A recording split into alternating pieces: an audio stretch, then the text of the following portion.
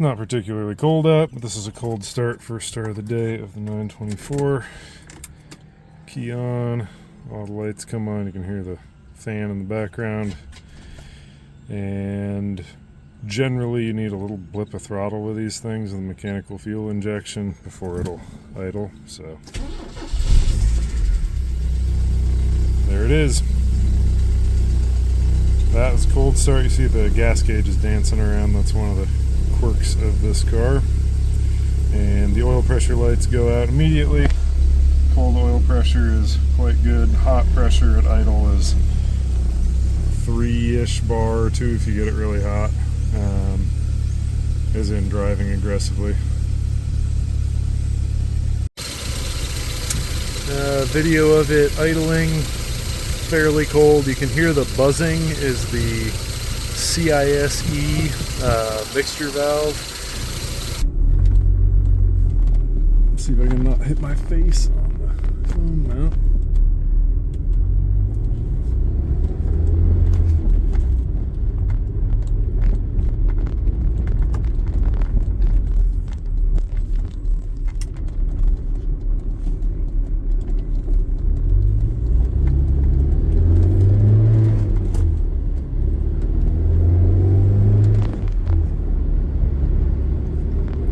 That's shaking.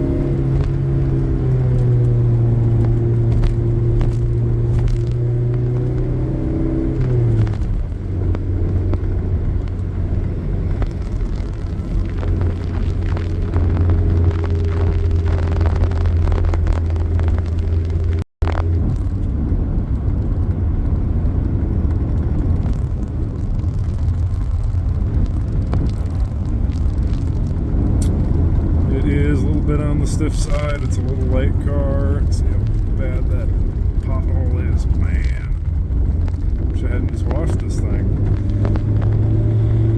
It is manual steering, solid discs in the front, drums in the back, so they have very, very little thermal capacity, which is, even on a back road, if you do 3 or 4 like good hard stops, you'll start smelling them, and then the 5th or 6th one you will have very little brakes.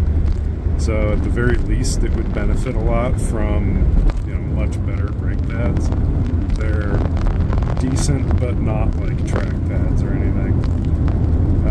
Shocks are adjustable Conies, Coney yellows. Springs are 250-pound Veltmeisters in the front and 26mm torsion bars in the back. I did add the rear anti-roll bar from a 944 Turbo, so that involved swapping the entire carrier over.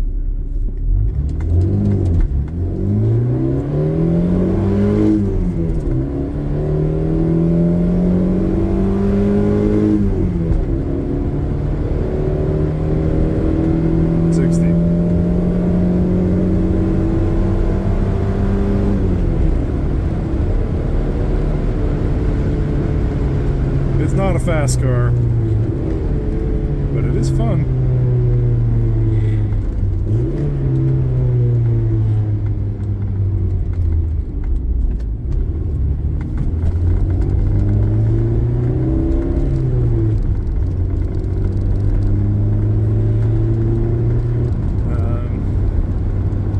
But it eats up roads pretty well, and it doesn't tramline too bad despite the kind of archaic suspension. It's a Volkswagen Rabbit in the front and a Super Beetle in the back for the most part, so not getting any fancy double wishbones here.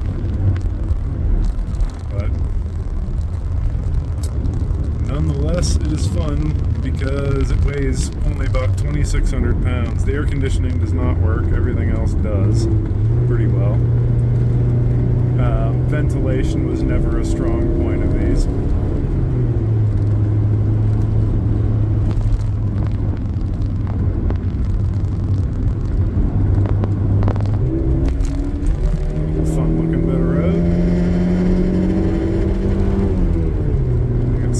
glove box rattling like crazy. Not a ton of power.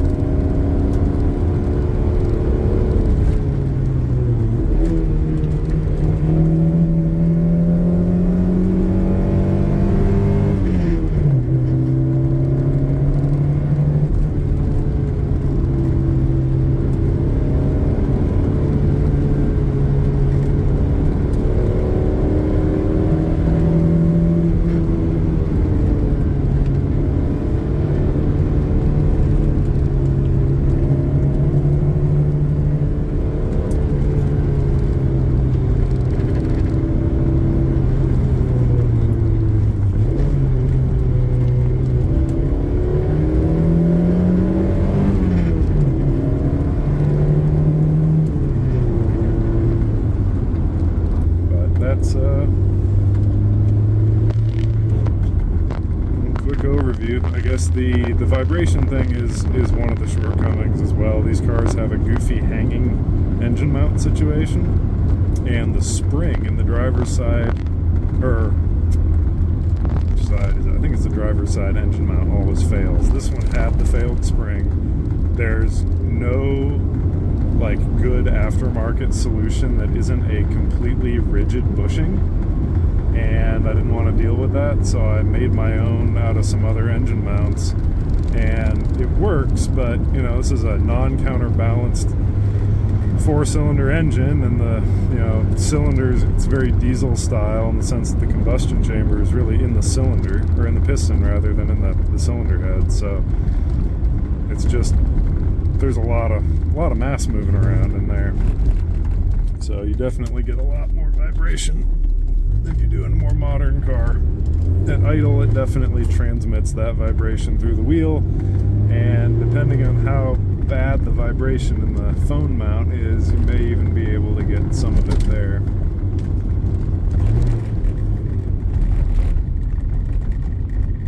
Temperature stays under control until you get stopped. It is old style electric fans that are not efficient like the modern Spall stuff is. So it sits right straight up and down on the temp gauge. It does have a new water pump in it, new timing belt, bunch of new bits there. But when you get stopped, it'll move up to about 3/4 before the fan comes on, and then it pulls it right back down. So everything works as intended, but it's not a buffered gauge, so people not used to that are usually concerned by it.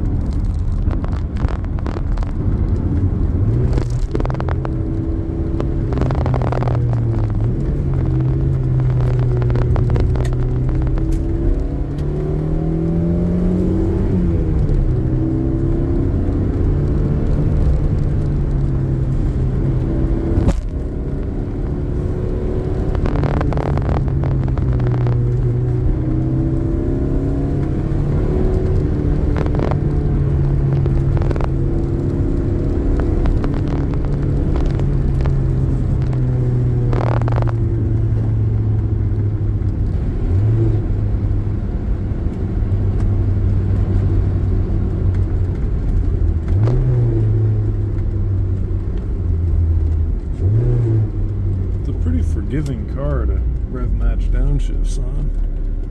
Throttle response is pretty good. There's a lot of engine inertia, but it still spins up okay. And I guess the good thing there is it's very predictable where the revs end up. It's an easy car to drive smooth.